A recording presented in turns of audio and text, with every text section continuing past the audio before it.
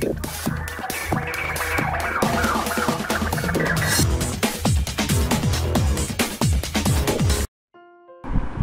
দিনের রাষ্ট্রীয় সফরে চীনে পৌঁছেছেন অন্তর্বর্তী সরকারের প্রধান উপদেষ্টা অধ্যাপক ডক্টর মোহাম্মদ ইউনূস। চীনে পৌঁছানোর পর তাকে লাল গালিচায় সংবর্ধনা দেওয়া হয়। আজ বুধবার বাংলাদেশ সময় বিকেল 4:15টার দিকে তিনি হাইনান পৌঁছান। প্রধান উপদেষ্টা ডক্টর ইউনূসের প্রেস উইংয়ের পক্ষ থেকে জানানো হয়েছে, চীনে নিযুক্ত বাংলাদেশি রাষ্ট্রদূত মোহাম্মদ নজরুল ইসলাম এবং হাইনান প্রদেশের ভাইস গভর্নর বিমানবন্দরে তাকে আন্তরিকভাবে স্বাগত জানান।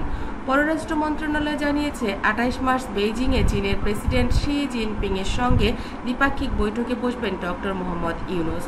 27 মার্চ প্রধান উপদেষ্টা Boao forum for Asia BFA annual কনফারেন্সের উদ্বোধনী অধিবেশনে অংশগ্রহণ করবেন এবং ভাষণ দেবেন।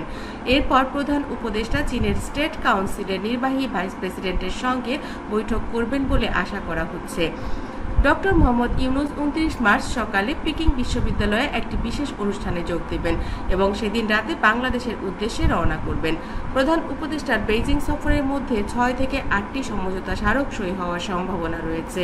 এছাড়া এই সফরের মাধ্যমে চীন বাংলাদেশের জন্য $1 থেকে $2 বিলিয়ন ঋণ সহায়তা প্রদান সহ বেশ কিছু গুরুত্বপূর্ণ ঘোষণা করবে। এর মধ্যে মোংলা বন্দরের আধুনিকীকরণ প্রকল্পের জন্য অর্থায়নের ঘোষণা আসবে। ডক্টর মোহাম্মদ ইউনূসের এবার চীন সফর অবশ্যই একটা কার্যকরী ভূমিকা রাখবে বলে দেশের জনগণ আশা করছে।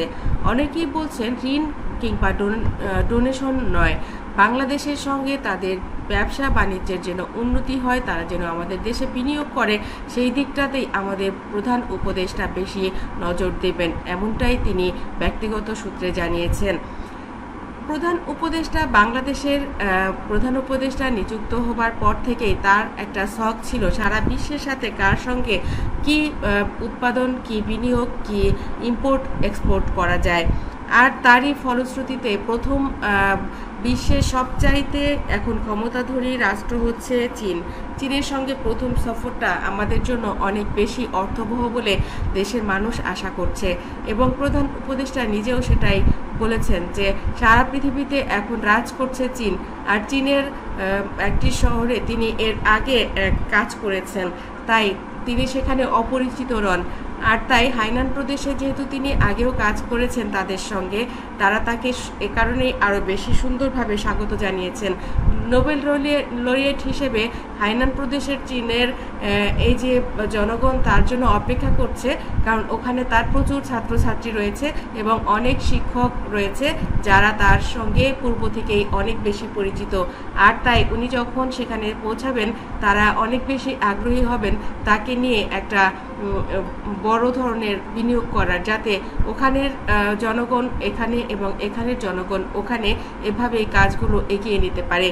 তো বন্ধুরা, আমাদের প্রধান উপদেষ্টার চীন সফর কেমন হলো, আপনাদের কাছে কেমন লাগলো অবশ্যই কমেন্ট করতে ভুলবেন না।